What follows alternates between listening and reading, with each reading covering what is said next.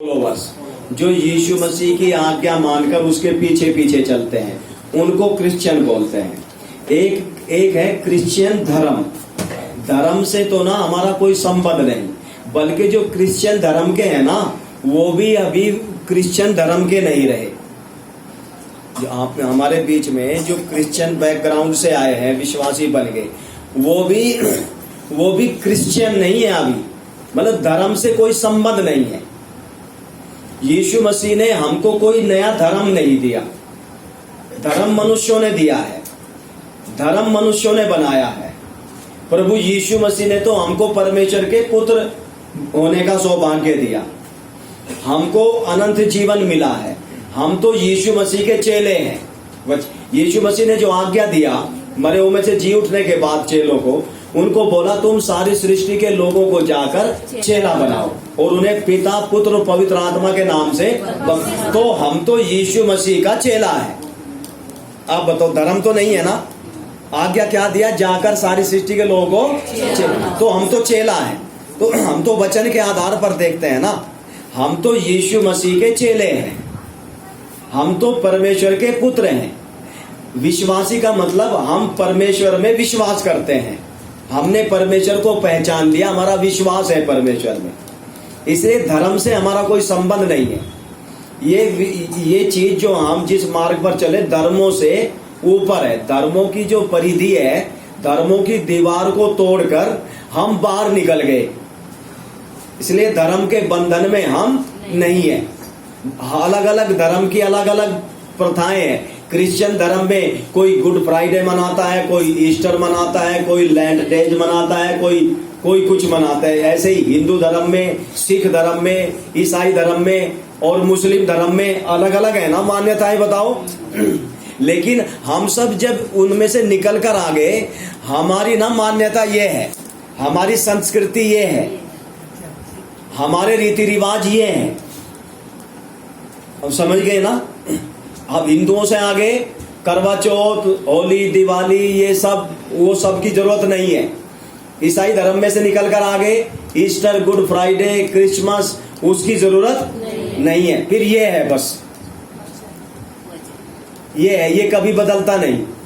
ये संस्कृति ऐसी है जो हमेशा तक एक जैसी रहने वाली है। हाँ जी। कैसे पता चलेगा कि हम बपतिस्मा के लिए अभी तैयार हो गए, या हम किस तरह से अपने आप को तैयार करें बपतिस्मा लेने का? हाँ, समझ गया। देखो, जब आपका मन, भाई साहब ने सवाल पूछा है कि हमें कैसे पता लगे कि अभी हम बपतिस्मा लेने के लिए तैयार हो गए, या बपतिस्मा के लिए हम कैसे तैयार करें। वो रोमियो 6 अध्याय में हम पढ़ते हैं ना, जब हम पाप के लिए मर गए तो फिर आगे को उसमें क्यों कर जीवन बिता सकते हैं। फिर हमको गाड़ा जाता है, दफना जाता है पानी में डुबकी लगाते हैं। फिर जब बाहर आते हैं तो नया जीवन हो जाता है। उसके लिए जरूरी है, देखो पहचान क्या है। झूठ बोल दिया, मुंह से झूठ निकल गया, फिर दुख लगता है, वो मैंने झूठ बोल दिया, मैंने झूठ बोल दिया, प्रभु मैंने झूठ बोल दिया, मुझे माफ करो, मुझे माफ करो। तो जब तक मन में चैन नहीं आता, बेचैनी दूर नहीं होती, तब तक पश्चाताप निकलता रहेगा। यानी कि पाप करने के लिए फिर मन नहीं करेगा, पाप से नफरत हो जाएगी। झूठ बोलना, झगड़ा करना, लड़ाई करना, गाली देना, ईर्ष्या करना, चोरी करना, इन बातों में फिर बिल्कुल मन नहीं लगेगा, इन बातों से मन हट जाएगा। तो उसका मतलब यह है कि अब बपतिस्मा लेने के लिए तैयार है, फिर बपतिस्मा दिया जा सकता है। समझ गए भाई साहब? तो समझ में आया बपतिस्मा कब लेते हैं? तो लेकिन तो तैयार कैसे हो? अगर मान लो इन पापों से मन नहीं हटा तो प्रार्थना करते रहे, प्रभु यीशु मसीह मेरी झूठ बोलने की आदत को दूर कर दो, मेरा लड़ाई झगड़ा करने का स्वभाव हटा दो, प्रभु यीशु गाली देने का स्वभाव हटा दो, मेरे अंदर बुरा लगने का स्वभाव हटा दो, गुस्सा जला दो। ऐसे प्रार्थना करते रहो। ऐसे प्रार्थना करोगे तो जल जाएगा, फिर आपको लगेगा अभी ठीक हो गया, फिर बपतिस्मा ले लो। समझ में आ गया? समझ गए? हाँ, एक और सवाल आया है। दूसरा कुरिन्थियों 11 का 22 से 29 में जो पौलुस के विषय में जो उसने क्लेश सहा, तो वह बीमार हुआ होगा, उसका वर्णन वचन में नहीं दिख रहा है। कौन सी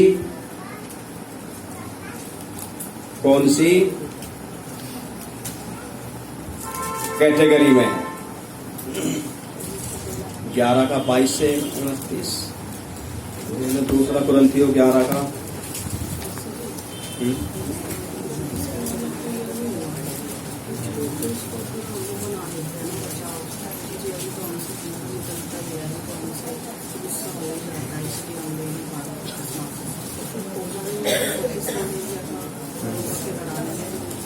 हाँ, उनका तो निकल गया था,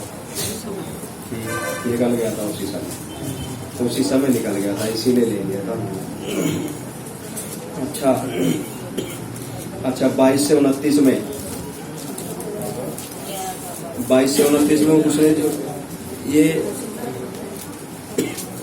पौलुस ने जो कष्ट सहा, दूसरा कुरिन्थियों 11 अध्याय 22 से 29 में कोड़े सहे, दिन रात उसमें समुद्र में रहा, उन 3 बार बैंतें खाई, ये कोई बीमारी नहीं है। वो तो उसके जीवन में कष्ट आए, परीक्षा आई, तंग मार्ग में चला है पौलुस। ये बीमारी का विषय नहीं है, बीमार नहीं हुआ। अभी और कोई सवाल तो नहीं है? हाँ जी।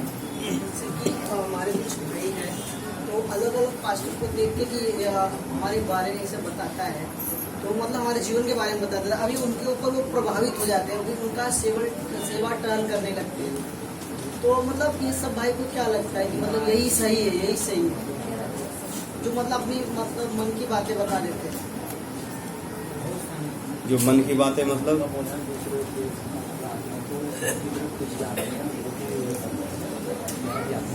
बहुत लोगों ने ऐसा किया जो मतलब कर्जे में आ गए, उनके पीछे जाने के कारण। तो उनको वचन को समझ के वचन में आ जाना चाहिए, परमेश्वर के वचन को समझना चाहिए, सीखना चाहिए, और उस गलत मार्ग में नहीं जाना चाहिए। नहीं तो परमेश्वर उनको छोड़ देता है। जब परमेश्वर छोड़ देते तो फिर कर्जदार हो जाएंगे, वो कर्ज में आ जाएंगे, परेशानी में आ जाएंगे, परमेश्वर उनकी मदद नहीं करेगा फिर। हाँ जी।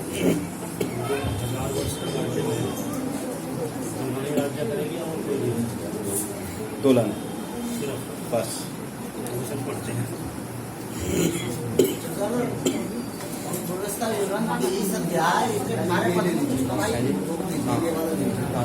देखना हाँ बताता हूँ अभी बताइए, इनका देख लो पहले। हाँ जी बोलो, हाँ जी बोलो।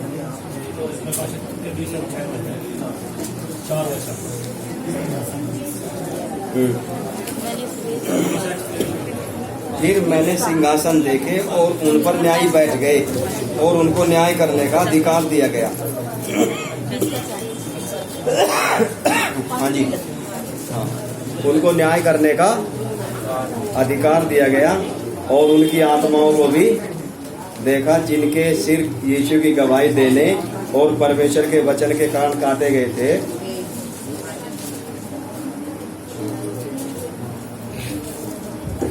जिन्होंने ना उस पशु की और ना उसकी मूरत की पूजा की थी और ना उसकी छाप अपने माथे और हाथों पर ली थी, वे जीवित होकर मसीह के साथ 1000 वर्ष तक राज्य करते रहे।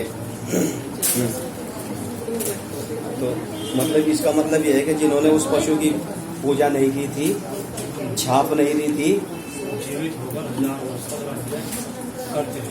हाँ, क्या है ये तो इसी धरती का है,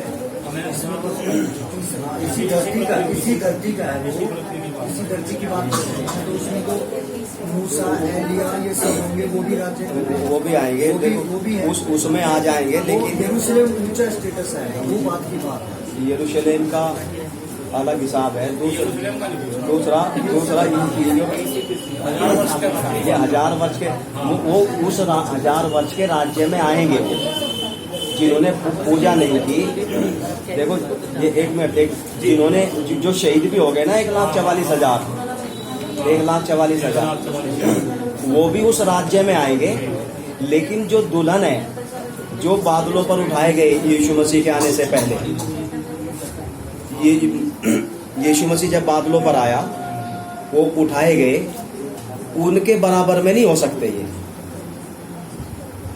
ये जो इजराइलियों में से लिए यहूदियों में से लिए जाएंगे 1,44,000 और उनकी मदद करेंगे, उनको पानी पिलाएंगे, गिलास ठंडा पानी भी पिलाएंगे, उनकी सेवा भी करेंगे। अन्य जाति भी वो भी 1000 साल के राज्य में आ जाएंगे, लेकिन वो राज्य नहीं करेंगे। जो यीशु मसीह के साथ आएंगे जलवायु के पर्वत पर 7 साल के बाद ऊपर से जय पाएंगे लोग, वो तो यीशु मसीह के जैसे ही बन गए, तो उनके बराबर में इनको स्थान नहीं मिलेगा।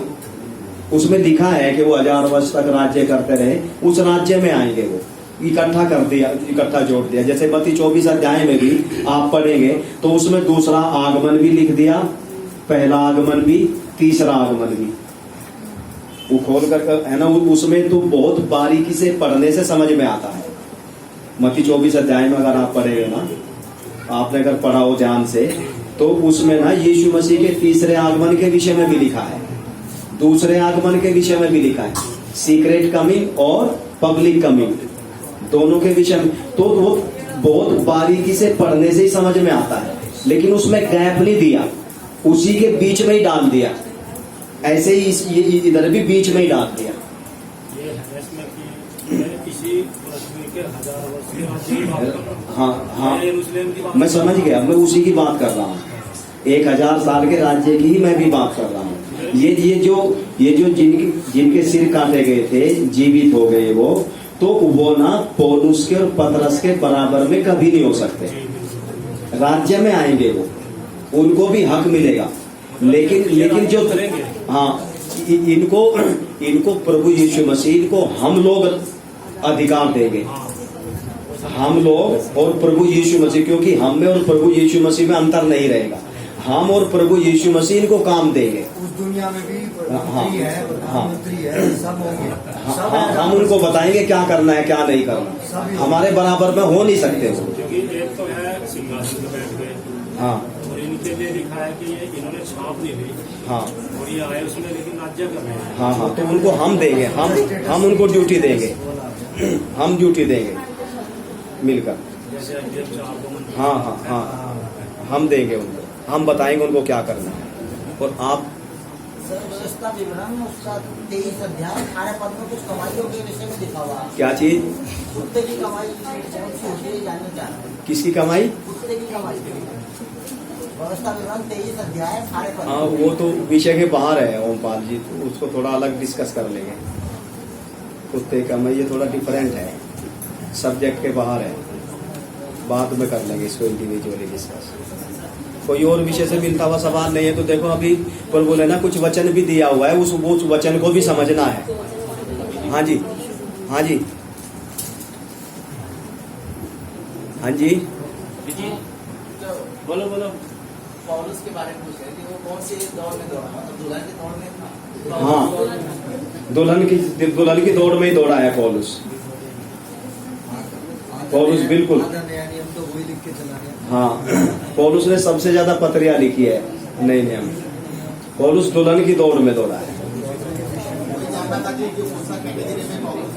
हाँ जी पौलुस दुल्हन की कैटेगरी में, दुल्हन की कैटेगरी में पौलुस। हाँ जी हाँ जी लिखा है कि चोर के समान आएंगे।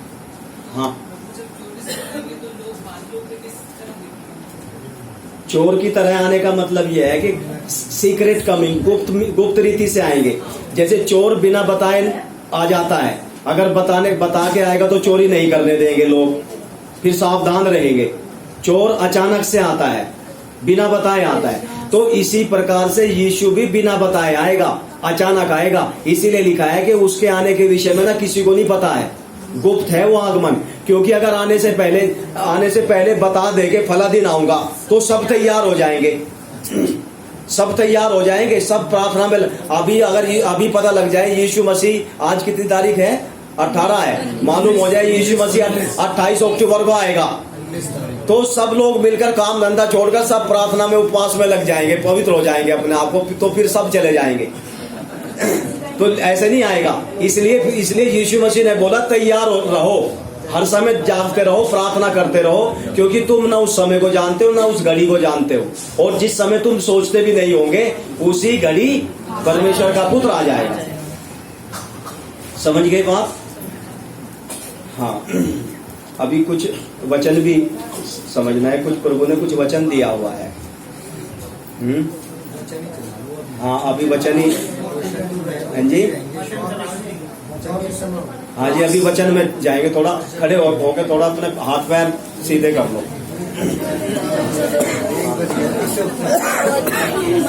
इसको ना ऐसा करो, इसको इतना ही करो।